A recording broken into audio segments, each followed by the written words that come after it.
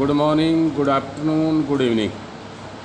तीनों स्लोगन इसलिए बोले गए हैं कि वीडियो पता नहीं आप कब देखेंगे। Standard 12th, subject political science, lesson number 3, नियोजित विकास की राजनीति, पॉलिटिक्स ऑफ प्लान्ड डेवलपमेंट। यानी कि ये लेसन है कि प्लानिंग क्या होती है, कि देश का विकास जब 1947 में आज़ाद हुआ तो देश के सामने दो प्रकार की अर्थव्यवस्थाएं थी। एक पूंजीवादी अर्थव्यवस्था जो यूरोपीय कंट्री जिसको फॉलो कर रही थी, और दूसरी साम्यवादी अर्थव्यवस्था। पूंजीवादी अर्थव्यवस्था जिसमें इंग्लैंड, जर्मनी, ये सभी यूरोपीय कंट्री थे, जहां विकास का जो पैमाना रखा वो इंडस्ट्री को रखा, औद्योगिकरण को रखा। और साम्यवादी जो आपकी अर्थव्यवस्था थी जिसमें सोवियत रूस फॉलो कर रहा था, कम्युनिस्ट पार्टी फॉलो कर रही थी, वो ज़्यादातर कृषि को बढ़ावा देने की ओर जोर दे रहा था, मजदूर और गांव की तरफ जाने की ओर जोर दे रहा था। क्योंकि आप जानते हैं कि जब देश 15 अगस्त 1947 को आज़ाद हुआ और 2 वर्ष 11 मास 18 दिन लगे संविधान को बनाने में कि इस देश को किस तरीके से चलाया जाए। तो डियर स्टूडेंट्स, सबसे पहले तो 15 अगस्त 1947 को अंग्रेज़ इस देश को छोड़कर गए थे, पूरा खोखला कर दिया। आप कल्पना नहीं कर सकते कि 1947 में जब अंग्रेज़ यहाँ से गए, इस देश में एक भी कारखाना नहीं था, सुई तक का बनने का कारखाना नहीं था। और जो हम अनाज जो खाते हैं, भारत में जो खाद्यान्न है आज के समय मुख्यतः खाद्यान्न चावल है और दूसरे नंबर पर गेहूं है। यदि 1947 की बात करें तो ना चावल खाद्यान्न था, ना गेहूं खाद्यान्न था, उत्पादन ही नहीं होता था। यानी कि जो खाने का अनाज है वो हम सन 1947 से 1965 तक लगभग विदेशों से मंगवाते थे। तो आप अंदाज़ा कीजिए कि उस वक्त देश की क्या अर्थव्यवस्था थी। तो शासक लोग जब स्वतंत्रता के बाद आए तो उन्होंने एक मिश्रित अर्थव्यवस्था को अपनाया, ना तो वो पूंजीवादी अर्थव्यवस्था हो और ना ही वो साम्यवादी अर्थव्यवस्था हो।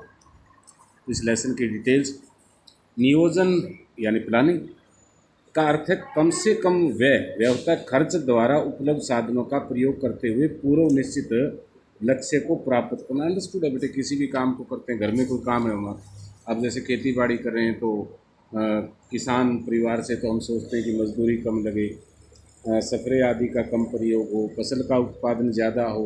घर में हमारे पशु है तो हम सोचते हैं कि खर्चा कम आए, पशु के दूध का उत्पादन ज़्यादा हो। इसको प्लानिंग कहते हैं। उसके लिए थोड़ा सा तौर तरीका अपनाया जाए। अच्छे नियोजन के लक्षण: स्पष्ट उद्देश्य, साधनों की व्यवस्था, लचीलापन, समन्वय, व्यवहारिकता, पद सोपान तथा निरंतरता। यानी कि किसी काम को करते हैं तो उसको हर प्रकार से एक प्लानिंग बना के समय के अनुसार परिवर्तन करके हम करते हैं। भारत में सर्वांगीण विकास के लिए पंचवर्षीय योजनाएं अपनाई गई। पंचवर्षीय योजनाएं जैसे प्रथम पंचवर्षीय योजना, दूसरी, तीसरी, चौथी, पाँचवीं पंचवर्षीय योजना का मतलब इस भारतवर्ष का विकास किस प्रकार किया जाए। आज जो पूरा धान हो रहा है, कपास हो रहा है, गेहूँ हो रहा है, ये पंचवर्षीय योजना की देन है, जिसके अंदर भाखड़ा डैम और ये सिंचाई के साधन उपलब्ध कराए गए। भारत में अब तक 12 पंचवर्षीय योजनाएं पूरी हो चुकी है। 12वीं पंचवर्षीय योजना का कार्यकाल अप्रैल 2012 से 2017 तक था। भारत में नए सार्वजनिक क्षेत्रों का विस्तार हुआ और नए आर्थिक हितों की उत्पत्ति हुई। भारत में सार्वजनिक क्षेत्र यानी कि गवर्नमेंट के उदय के कई कारण, राज्य के बढ़ते हुए दायित्व, मिश्रित अर्थव्यवस्था, निजी क्षेत्र के लाभ प्राप्ति, प्रेरणा, संतुलित आर्थिक विकास, मांग और प्रवृत्ति में संतुलन। भारत में सार्वजनिक क्षेत्रों ने विकास में महत्वपूर्ण भूमिका निभाई है। सार्वजनिक क्षेत्र की समस्याएं भी जैसे कुशल प्रबंध की समस्या, कर्मचारियों में अनुशासनहीनता, कार्यशीलता कमी, प्रतिष्ठिता का अभाव, उत्तरदायित्व की कमी। सार्वजनिक क्षेत्र यानी कि गवर्नमेंट जो सेक्टर है वहाँ कमी क्या है कि जो गवर्नमेंट का जॉब लगा वो काम नहीं करना चाहता। रेलवे का कर्मचारी अपनी पूरी तरह ड्यूटी नहीं कर पाता। यदि हम सेक्रेटेरिएट जाते हैं तो बहुत से डिपार्टमेंट में लोग अपनी ड्यूटी पे नहीं आते। आजकल तो चलो थोड़ा सा ऑफिस डिस्ट्रिक्ट हुए हैं, वरना तो बहुत से लोग ऐसे थे पूरी उम्र सर्विस कर जाते और ऑफिस में ड्यूटी 2 या 4 घंटे तक करते थे। भारत की हरित क्रांति की शुरुआत 1960 के दशक में हुई। हरित क्रांति क्या है? यानी आत्मनिर्भर होना खाद्यान्न की दृष्टि से। 1960 में देश में अकाल, पाकिस्तान के द्वारा छेड़खानी और बहुत से अन्य कारणों के कारण देश की अर्थव्यवस्था काफ़ी डगमगा गई और खाद्यान्न की दृष्टि से भी भारत के अंदर लोगों को भूखा सोना पड़ा। तब एक नारा दिया गया था और उस नारे को साकार किया हमारे माननीय प्रधानमंत्री आपके थे लाल बहादुर शास्त्री। उन्होंने कहा जय जवान जय किसान, और उन्होंने निश्चय किया कि पूरा भारतवर्ष के लोग एक वक्त यानी कि शाम या सुबह का वक्त उपवास रखेंगे 6 महीने तक। और जब तक हम किसानों का यानी कि खेत और खलिहान में और सिंचाई की सुविधाओं से इस कृषि को बढ़ावा देते हैं, तो आपको अंदाज़ा और ताजुब होगा कि उस 6 महीने के बाद में भारत खाद्यान्न की दृष्टि से आत्मनिर्भर हो गया। लेकिन अभी भी कुछ इलाका है भारत का जहाँ अभी भी 2 वक्त की रोटी के लिए लोग जूझते हैं, यानी कि मकान बाकी फैसिलिटी छोड़ें, केवल सुबह और शाम को खाना किस प्रकार। अब जैसे चित्रकूट यूपी का कुछ इलाका है, उड़ीसा का कुछ इलाका है, पश्चिमी बंगाल का कुछ इलाका है, बिहार का कुछ इलाका है, जहाँ सिर्फ और सिर्फ जीवन की जद्दोजहद है कि केवल 2 वक्त का खाना कैसे नसीब हो जाए। तो आप अंदाज़ा लगाइए, आप तो स्वर्ग में रह रहे हैं। हरित क्रांति पत्ती के 3 तत्व: कृषि का निरंतर विकास, दोहरी फसल का उद्देश्य, यानी पहले एक प्रकार की फसलें होती थी, पानी और सिंचाई के साधन नहीं थे तो अंडरस्टूड। अब राजस्थान में अभी आप जाते हैं, कभी सालासर गए हो, कभी आगे धार्मिक स्थान, आप देखोगे रेतीले टीले टीले हैं हज़ारों लाखों किलोमीटर में, क्योंकि वर्षा है, वर्षा होती है तो फसल हो जाती है, वरना कोई सिंचाई के साधन नहीं है। आप जिस एरिया में रह रहे हैं यहाँ 2 फसल नहीं, अब तो हम 3 फसलें ले रहे हैं। एक तो खरीफ की फसल जो हमारे चल रही है, एक रबी की फसल जिसको सावणी और साड़ी कहते हैं, और बीच में हम तीसरी फसल भी लेना शुरू कर दी जिसको जायद फसल कहते हैं, पट्ठे के रूप में, जैसे ज्वार हो गया और या ककड़ी, तरबूज, खरबूजा, इस प्रकार की फसलें एक जो ये 1-2 महीना था अभी भी समाप्त हुई है। 3 प्रकार की फसलें भी हम लेना शुरू कर चुके हैं। हरित क्रांति के उत्पादन में रिकॉर्ड वृद्धि, फसल क्षेत्र में वृद्धि हुई, औद्योगिक विकास और बुनियादी विकास हुआ। हरित क्रांति की कुछ कमियां भी रही, जैसे खाद्यान्न संकट का बने रहना, केवल उत्तरी राज्यों को लाभ मिलता। हरित क्रांति की संकट का मतलब है, संकट का खासतौर पे खाद्य पदार्थों में कई बार तिलहन है या तेल आदि है उनका रेट बढ़ जाता है, कई बार चीनी का अचानक रेट बढ़ जाता है, कई बार जो खाने की वस्तुएं जैसे प्याज आदि है वो रेट अचानक इतने बढ़ जाते हैं, कई बार टमाटर के अचानक रेट बढ़ जाते हैं।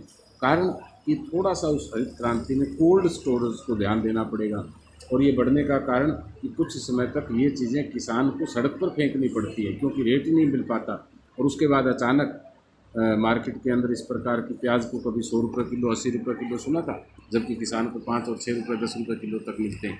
तो ये कमियां हैं, इसको पूरा करना होगा। जनवरी 2015 में योजना आयोग के स्थान और नीति आयोग की स्थापना की गई। क्वेश्चन आपने बॉम्बे प्लान, बॉम्बे प्लान का मतलब उद्योगों पर ज़्यादा, बॉम्बे तो अंडरस्टूड है, ये मल्टीपल चॉइस क्वेश्चन है। आज़ादी के समय विकास के प्रमुख मतभेद क्या थे, वो मैंने पहले ही बताया बेटे, एक तो पूंजीवादी और साम्यवादी, इन्होंने बीच का रास्ता बनाया। पहली पंचवर्षीय योजना किस पर अंडरस्टूड है, हमारे तो जोर कृषि क्षेत्र पर है क्योंकि भारत एक कृषि प्रधान देश है। उसके बाद दूसरी में उद्योगों को हरित क्रांति क्या थी, जो मैंने थोड़ा सा डिटेल बताई आपको। दूसरी पंचवर्षीय योजना औद्योगिक विकास इंपॉर्टेंट है।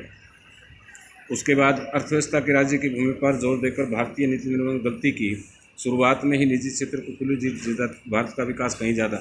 आज़ादी के समय अर्थव्यवस्था पर राज्य की भूमि पर अधिक जोर दिया गया, गतिविधियों को राज्य नियंत्रित करता था। कई विद्वानों का तर्क, यानी कि विद्वान अलग अलग तरफ दे सकते हैं कि यदि निजी क्षेत्र का उद्यम जिस तरह उदारीकरण हुआ 1991 में जाके, और यदि 1947 में ऐसा हो जाता तो भारत की शायद तस्वीर बदल जाती। ये एक काल्पनिक क्वेश्चंस हैं। नियोजन से आप क्या समझते हैं, जैसे मैंने प्लानिंग बताया था आपको, 3-4 जो आपके जिनके व्यूज़ हैं, जिनकी डेफिनेशंस हैं, तो उनको आपने जरूर आगे लेना है। जैसे हडसन ने क्या कहा, मिनट ने क्या कहा, शाह ने क्या कहा। अच्छे नियोजन के लक्षण स्पष्ट होते हैं, जैसे साधनों की व्यवस्था, लचीलापन, समन्वय, व्यवहारिकता, सिद्धांत, स्पष्ट विषय वस्तु, पद, सोपान और निरंतरता। अंडरस्टूड है कि आप अपनी एक क्लास का प्लानिंग बनाएं, इसी को प्लानिंग कहते हैं देश की, कि आप क्लास की प्लानिंग बनाएंगे कि सुबह मैंने, अभी तो चलो लॉकडाउन है तो भी आप बना लें कि सुबह मैंने 1 घंटा स्टडी मॉर्निंग को करनी, 1 घंटा दोपहर को, 1 शाम को, 3 घंटे मैंने स्टडी करनी। और 3 घंटे यदि आपकी प्लानिंग है, आपका टाइम टेबल है, तो आपको दुनिया की कोई भी ताकत ऐसी नहीं है कि आपको उस सब्जेक्ट में 90 क्रॉस करने से रोक सके, क्योंकि आपकी वो प्लानिंग है। तो इसी प्रकार देश को, परिवार को, सभी को प्लानिंग बनाते हैं। तो ये आपके सोपान हैं, ये सोपान आपको भी पास होने चाहिए। आर्थिक नियोजन के मुख्य उद्देश्य, ये आपके पॉइंट्स हैं, इनको आपने पूरा कैपिटल में लिखना है। हो सकता है कि तो स्पार्कल या दूसरे पेन से आपने बनाना, ताकि नोट्स बन जाए। योजना आयोग की रचना बहुत ही मोस्ट इम्पोर्टेंट है बेटे। और उसके बाद आप आ जाएं, ये वाले आपको क्वेश्चन एक एक नंबर के कई बार आ जाते हैं, मेन क्वेश्चन। खाद्य संकट से आपका क्या अभिप्राय है? खाद्य संकट के प्रमुख परिणाम। खाद्य संकट का मतलब, यदि खाने को रोटी नहीं होगी तो क्या होगा? आपने पिछले दिनों देखा होगा मजदूर लोग कैसे फंसे थे और किस प्रकार खाने तक के मोहताज हो गए। तो ये लेसन यहाँ तक कंप्लीट करना। रेस्ट ऑफ हम we will discuss tomorrow. Thank you all of you.